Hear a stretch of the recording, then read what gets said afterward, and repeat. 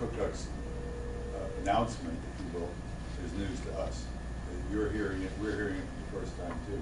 I mean, we've had, as you know, over the years, indications that more stringent security measures would be imposed. So I mean, it's not totally, but Colonel Kuckuk is the first person to come in and say, this is what I need, and this is what I need now. So we're hearing it too, and we will do. Can we, let's let Greg make his remarks, and we'll come back to it. But I don't think, I hope that nobody wants to walk out of here this afternoon saying, well, it's all resolved, it's all taken care of. Let's sit down with the GA, with everybody, the military, if there's commercial involved and so on, and see what we can do to take care of everybody's concerns and needs. Right? Okay. So what we've done is we've put together a briefing that kind of will summarize the processes that we've gone through to address the concerns in fact that you just mentioned. Making, you know, if a vehicle's out there, is it clearly identifiable and is it clearly authorized to be in that area? But then it goes beyond that. Flight line security is a lot more than POVs. And I kind of want to talk about that too, just very briefly. Here we are. The flight line security and this definition that we've come up with called hangar driveways. First of all, the airport authority totally recognizes the need for security. We started working on this problem 4 years ago and the anticipation that the F-35 was coming here. We knew this was going to be a big thing, and we've been working on it ever since. As we've gotten into it, we also understand the privately owned vehicle restriction, and we have referred to the security program manual frequently as we've tried to come up with a solution that will meet everybody's needs.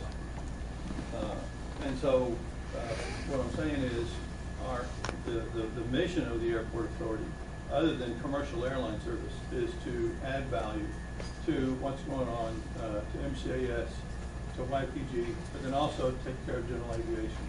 But the customers that we're going after, those guys are very interested in security. So we've made security of the airport, of our side of the airport, one of our core missions. And so as we look at this, we look at it from two perspectives. First of all is your perspective. Obviously, for you to maintain flight line security, that's one of your basic tenets. You've got to make sure that happens. Okay, our objective is the same thing, to maintain flight line security in accordance with military standards. But at the same time, we have an operational capability that we have to be able to meet, that is going to include the use of vehicles, and in cases, from our perspective, it's going to include the use of POVs. And I want to kind of talk about this. The POV is, the description of that is different between the two of us, at least from my perspective. From your side, POV is a privately owned vehicle, and it's not required to accomplish your mission. Your mission is very specific, it's very focused, and you have the vehicles that are necessary to accomplish that mission at your disposal. On our side, though, our mission is not so focused. It's pretty broad because we have so many different kinds of tenants, and those tenants don't necessarily have all specialized vehicles available to them. And so for us, yes, it's a privately owned vehicle, but it is required to accomplish the mission of some of our tenants. And so as we looked at this, our question was, okay, there's flightline vehicles and non-flightline vehicles, okay? And so we looked to see if there's a workaround here somewhere where non-flightline vehicles are authorized to go onto the flight line. And I can see in your station order about vehicle ops that in fact you do have an area that non-flight line vehicles are able to go onto. And so just from my own experience coming over and visiting with you frequently, we've identified the spot right here is outlined in your station order. This area right here through a specific gate is where you're authorized to take non-flight line vehicles out to pick up POVs or to pick up VIPs and for other reasons. And so as we look at this, we go, okay, non-flight line vehicle access. Yes. Let's be very clear about that. Okay. That's not true. Okay. What you're saying there is that we allow non-flight line vehicles, okay? The only vehicles that come through those gates, okay, are government identified, Okay. government vehicles. There are no privately owned vehicles. No, I don't mean to There imply are only that. government vehicles Yeah. with government plates Yeah. that are clearly marked Yes. as government vehicles. Okay. And that's the only vehicles that come, that you're talking about. I accept that. I didn't mean to imply with POVs. I'm talking about, you know, it's not a fueling truck, it's not a tug, you know, it's an SUV, although it's a Marine Corps SUV kind of thing that will go out there. Sure, I mean, it can be a minivan, Yeah. but yeah, it's clearly marked, as we've talked about, yeah. Right. right? Okay. Nevertheless, from our perspective, there are procedures for non-flight line vehicles to go into this area. But it's a very specific set of circumstances. It's a pretty limited area where they can go. You've got security gates, you've got security procedures that they have to pass through to get out there. And what it boils down to, it's for your high-level tenants, the commander of MOTS, the commander of MAG 13, to do the things that they've got to do.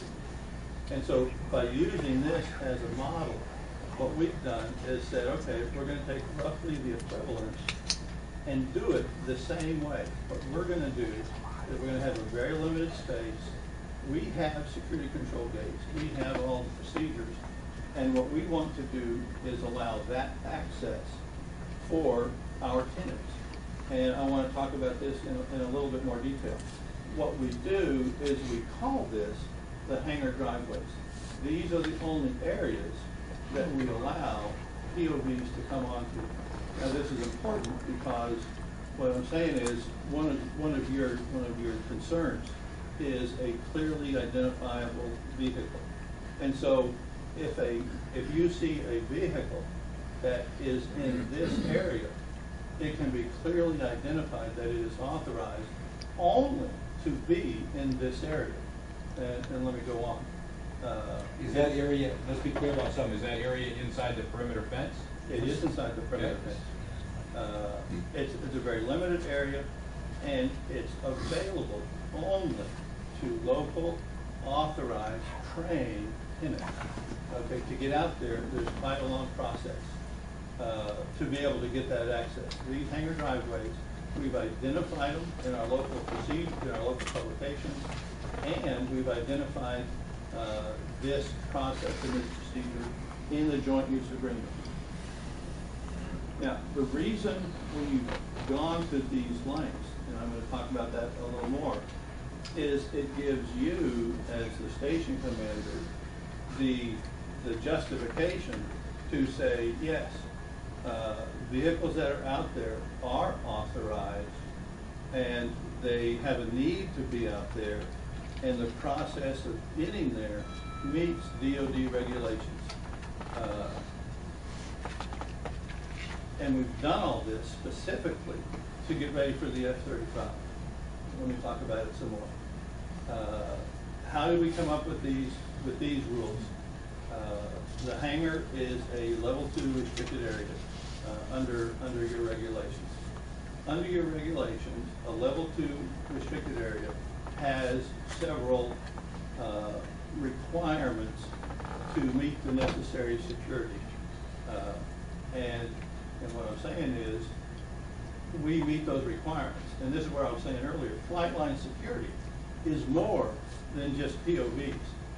If you get into the manual, it goes into a lot of detail in each one of these areas. And from our perspective, we meet all of these.